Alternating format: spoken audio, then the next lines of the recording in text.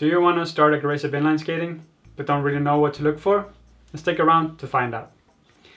With me today I have my colleague Mads. Hello? To help you find the right pair of aggressive inline skates.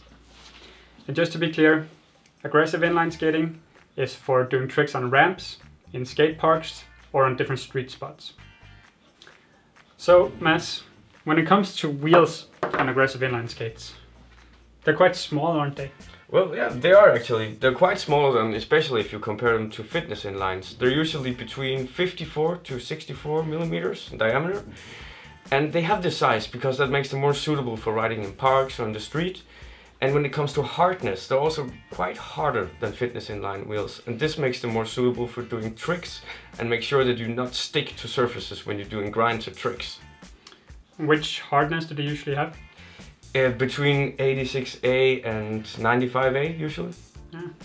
And that's pretty important because getting your wheels stuck on a grind trick is not a fun experience. And when it comes to bearings in aggressive inline skating, bearing is the component in the wheel that makes it able to turn. And you have your regular indication of how much rolling resistance there is. It's the ABEC scale and it goes from 1 to 9. And the higher the number, the less rolling resistance there is in the bearing. But it's important to note that the higher ABEC rating doesn't mean that the bearing is more durable.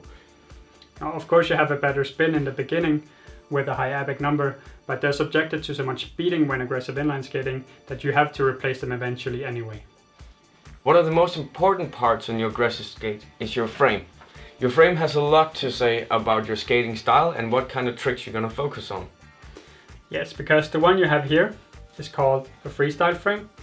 The freestyle frame has a very wide base to grind on. You can also have a more traditional setup such as this one.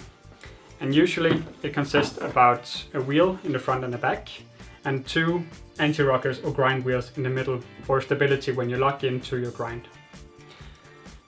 If you want to, you can always exchange the anti-rocker wheels if they're worn down, or if you simply want to have a flat setup where you have 4 wheels in the bottom.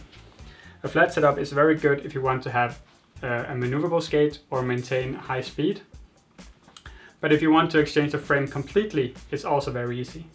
It is indeed, and I'll show you right now. If you look at the bottom of the skate, you can see these 2 mounting points here. This is called the UFS system and it stands for Universal Frame System. And most aggressive boots and frames have this system, and it means that you can basically change styles whenever you want to. Yeah, it's very, very easy in fact. You screw off these 2 bolts, put your frame on, screw them back in, and you have a new setup. But one thing I noticed about aggressive inline boots are they're quite heavy. They are really heavy, and that's because aggressive boots have very, very hard material, and they're built to sustain a lot of beating, a lot of hits, and a lot of scratches. But what do you do in case you wear the parts down? Well, then it's quite easy, because on most aggressive skates you can actually change these grind plates that is here when they get worn down. That's very good because you don't want to invest in a whole new skate just because the parts are worn down. Another exchangeable component in the aggressive skates is the liner. The liner can be exchanged if you wear it down or if you just want to have a different fitting. A good liner supports around your ankle and your foot. It's also made from a thick padding which helps to absorb shocks from the impacts when you're doing tricks, which is going to make skating a lot more comfortable for you. When it comes to choosing the right size, it can be a bit tricky. Some like to go one size up. Me personally prefer to have it as the same size as my regular shoe size. But in the beginning they are very, very tight. They are, but after you break them in, they're going to be very comfortable to wear. Yeah, so after I've been skating for a couple of times in them, they're going to have a really, really nice fit.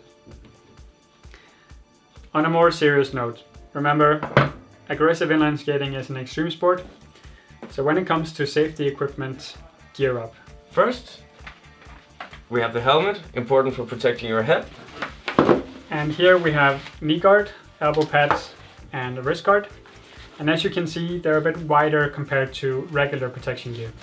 And this is because when you fall down on a ramp or in the streets when doing tricks, it's very nice to have a broad area that protects you. And if you're going really hard, consider buying some crash pants. They're gonna save your hip and tailbone from being shattered.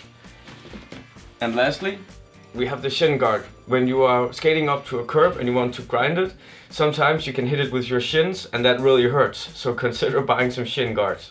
It's a very good idea. So to sum up, there are 3 things you should remember. 1. Go for a snug fit for better control. 2. Pick a frame that fits your skating style. And 3. Wear protection. And 4. Have fun. If this video helped you in any way, make sure to give us a thumbs up. Or better yet, subscribe to our channel for more videos.